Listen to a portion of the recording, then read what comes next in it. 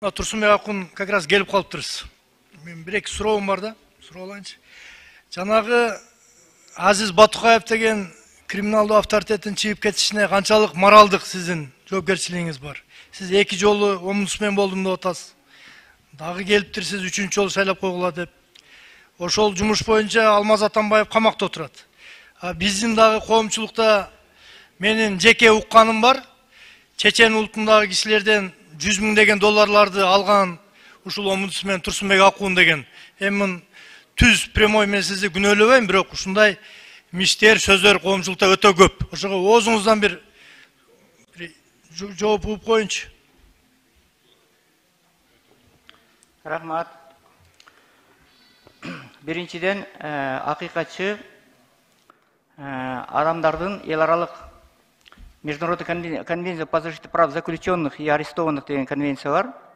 Камалгандардын соттолгон укуктарын коргоон конвенция 66 статьясында эгерде камакта жаткан адамга өлө турган диагноз коюлса, аларды камакка жаткандан көрө аларды туугандарына берип коюш керек деген жери бар. Ал эми мен бул жерде атайын заключение, врачебное заключение чыкты.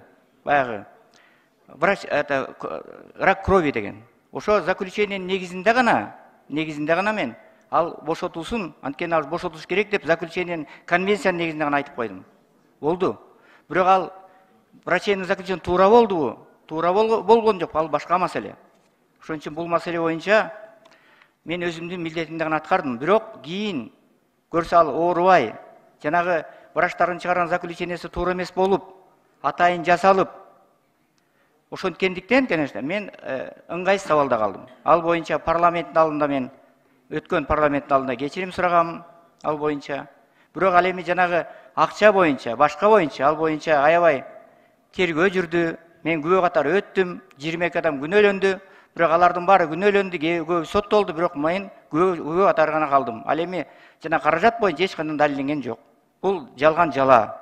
Мен канчалаган менин аброюма, кадыр баркыма шек келтирди. Мына ушул Батукаев боюнча канчалаган каралады ошол кезде бийлик.